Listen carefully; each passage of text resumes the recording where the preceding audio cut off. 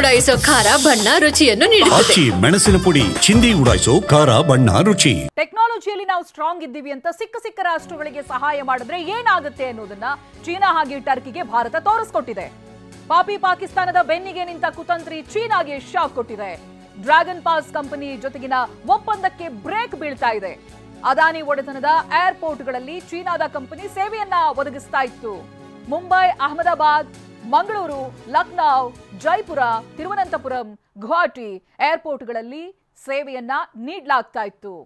ಏರ್ಪೋರ್ಟ್ನ ವಿಶ್ರಾಂತಿ ಕೊಠಡಿಗೆ ಪ್ರವೇಶವನ್ನು ಒದಗಿಸುವಂತ ಪಾಸ್ ಅನ್ನ ಕೂಡ ಇಲ್ಲಿಂದ ನೀಡಲಾಗ್ತಾ ಇತ್ತು. ಇದೀಗ ಎಲ್ಲದಕ್ಕೂ ಕೂಡ ಬ್ರೇಕ್ ಬಿದ್ದಿದೆ. ಡ್ರ್ಯಾಗನ್ ಪಾಸ್ ಕಂಪನಿ ಜೊತೆಗಿನ ಒಪ್ಪಂದಕ್ಕೇನೆ ಬ್ರೇಕ್ ಹಾಕಿದೆ ಭಾರತ. ಅದಾನಿ ಒಡೆತನದ ಏರ್ಪೋರ್ಟ್ಗಳಲ್ಲಿ ಈ ಚೀನಾದ ಕಂಪನಿ ಸೇವೆಯನ್ನ ಸಲ್ಲಿಸ್ತಾ ಇತ್ತು. ಟೆಕ್ನಾಲಜಿಯನ್ನ ಚೆನ್ನಾಗಿದೆ ಅಂತ ಯಾರಿಗೆ ನೀಡಬೇಕು ಅಂತವರಿಗೆ ಮಾತ್ರನೇ ಸಹಾಯ ಕೊಡಬೇಕು. ಪಾಕ್ನಂತ ರಾಷ್ಟ್ರಕ್ಕೆ ಬೆನ್ನಿಗೆ ನಿಂತ್ರೆ ಏನಾಗುತ್ತೆ ಅನ್ನೋದಕ್ಕೆ ಇವೆಲ್ಲವೂ ಕೂಡ ಉದಾಹರಣೆ. ಮುಂಬೈ, ಅಹಮದಾಬಾದ್, ಮಂಗಳೂರು, ಲಕ್ನೋ, ಜೈಪುರ ಎಲ್ಲಾ ಕಡೆಗಳಿಗೂ ಕೂಡ ಪಾಸ್ ಸೇವೆಯನ್ನು ಒದಗಿಸ್ತಾ ಇತ್ತು. ಇದೀಗ ಅವುಗಳಿಗೆ ಬ್ರೇಕ್ ಬಿದ್ದಿದೆ.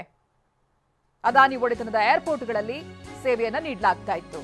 ಕೇವಲ ಚೀನಾ ಮಾತ್ರ ಅಲ್ಲ, ಟರ್ಕಿ ಮೂಲದ ಸೆಲೆಬಿ ಏರ್ಪೋರ್ಟ್ ಸರ್ವಿಸ್ಗೂ ಕೂಡ ಬ್ರೇಕ್ ಬೀಳ್ತಾ ಇದೆ. ಕೆಂಪೇಗೌಡ ಏರ್ಪೋರ್ಟ್ನಲ್ಲಿ ಕಾರ್ಯನಿರ್ವಹಿಸ್ತಾ ಇದ್ದಂತ ಸೆಲೆಬಿ ಕೆಎಬಿಯಲ್ಲಿ 15 ಅಂತಾರಾಷ್ಟ್ರೀಯ ವಿಮಾನಗಳು, ಕಾರ್ಗೋ ವಿಮಾನಗಳ ನಿರ್ವಹಣೆಯನ್ನ ಮಾಡ್ತಾ ಇತ್ತು ಸೆಲೆಬಿ ಕಂಪನಿ. ಜೊತೆಗೆ ಇಲ್ಲಿ 500ಕ್ಕೂ ಹೆಚ್ಚು ಸಿಬ್ಬಂದಿಗಳು ಕೆಲಸ ಮಾಡ್ತಾ ಇದ್ರು. ಟರ್ಕಿ ಮೂಲದ ಸೆಲೆಬಿ ಇದು. ನಿನ್ನೆಯಿಂದ ಏರ್ ಸರ್ವಿಸ್ ಕಂಪನಿಯಿಂದ ನಿರ್ವಹಣೆ ಮಾಡಲಾಗ್ತಾ ಇದೆ. ಸೆಲೆಬಿ ಕಂಪನಿ ನಿರ್ವಹಿಸ್ತಾ ಇದ್ದಂತ ಕೆಲಸವನ್ನ ಬೇರೆ ಸಂಸ್ಥೆಗಳಿಗೆ ಇದಾಗಲೇ ವರ್ಗಾವಣೆ ಮಾಡಲಾಗಿದೆ. ಟರ್ಕಿಯ ಸೆಲೆಬಿ ಕಂಪನಿಗೆ ನೀಡಲಾದಂತಹ ಭದ್ರತಾ ಅನುಮತಿಯನ್ನ ರದ್ದು ಮಾಡಲಾಗಿದೆ. ಅಂತ ದೊಡ್ಡ ಜವಾಬ್ದಾರಿಯನ್ನ ಟರ್ಕಿಗೆ ನೀಡೋದು ಸರಿಯಲ್ಲ ಅನ್ನುವಂತ ನಿಟ್ಟಿನಲ್ಲಿ ಇದೀಗ ಭದ್ರತಾ ಅನುಮತಿಯನ್ನ ರದ್ದು ಮಾಡಲಾಗಿದೆ. ಕೇಂದ್ರ ಸರ್ಕಾರದ ಆದೇಶದಂತೆ ಬ್ರೇಕ್ ಹಾಕಲಾಗಿದೆ. ನೋಡಿ, ಮೇಲಿಂದ ಮೇಲೆ ಒಂದು ಚೀನಾಗೆ ಒಂದು ಟರ್ಕಿಗೆ ಏನ್ ಸೇವೆಗಳನ್ನ ಅವರು ಒದಗಿಸ್ತಾ ಇದ್ರು ಅವುಗಳಿಗೆ ಬ್ರೇಕ್ ಹಾಕಲಾಗಿದೆ.